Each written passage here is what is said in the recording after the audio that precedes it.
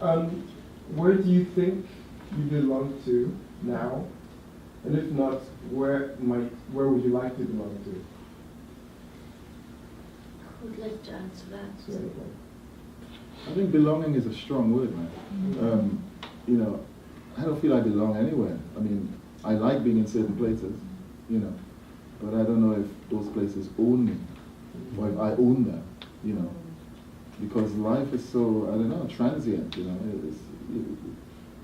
Things are constantly evolving and changing, so the sense of belonging is too much of a strong word for me. I don't think I belong anywhere. I mean, I love Trinidad, I love London, I love Europe, I love the States, I love a lot of places, you know. So, and I feel comfortable in each of these spaces. So for me, at least, I don't feel like belonging is too strong a word. I don't know what the alternative would be. Places that you feel comfortable. I think, for me, I've always thought that home is wherever you want to be, you know. I've always used that as my philosophy. Home is wherever you want to be. Wherever you really want to be, that's your home, you know. I don't attach home to this concept of, you know, where you were born and where you were raised. No, it's where you want to be. That's your home. That's where you feel. That's where you're home, you know. I know I'm kind of moving away, so I'll let it kind of go through that. Not that we're doing this in a line. Yeah, belonging.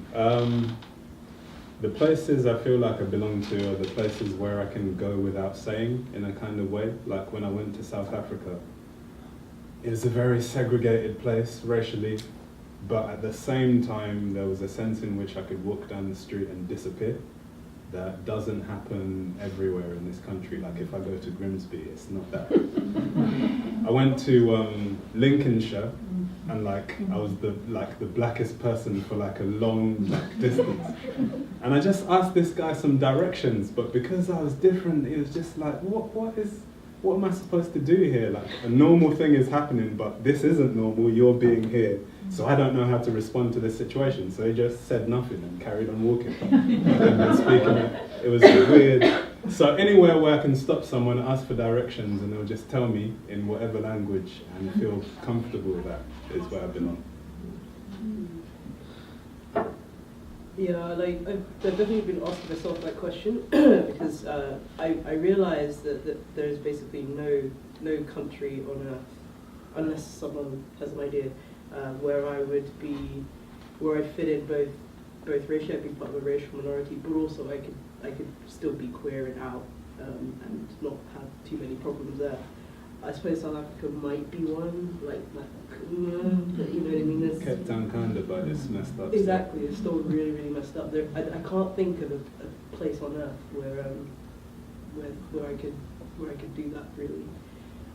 So I guess I belong in London and New York, places where I suppose you make small compromises, but ultimately, you know, it's better than maybe the alternatives. But that's a very literal answer.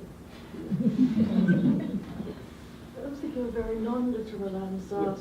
and I was thinking about the feeling of belonging as being something you don't really notice until it's gone, rather than like what you were saying about poems, about relationships, you write them when you break up. And so if you actually belong in your family or belong in your city, you almost can take it for granted, like a creature that's swimming in a sediment. And then you start to question, at least I start to question where I belong when something goes very wrong.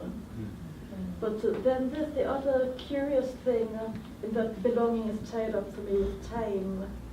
So there's a very fashionable way to be a writer, which is to migrate a lot. And there's nothing really wrong with it. But sometimes you wonder whether it's the same sort of literature with a something flavor, which is being produced for a particular kind of international market.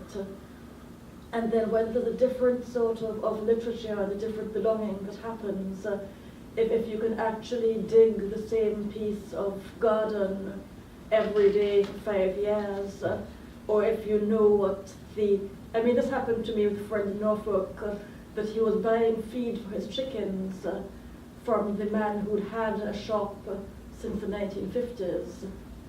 And basically he had a picture of himself when the shop was new up on the wall, and he looked entirely unlike how he did now, but there's this peculiar chicken-driven continuity to the whole place. that sort of durational belonging, wouldn't the literature from that have some qualitative difference? But there's another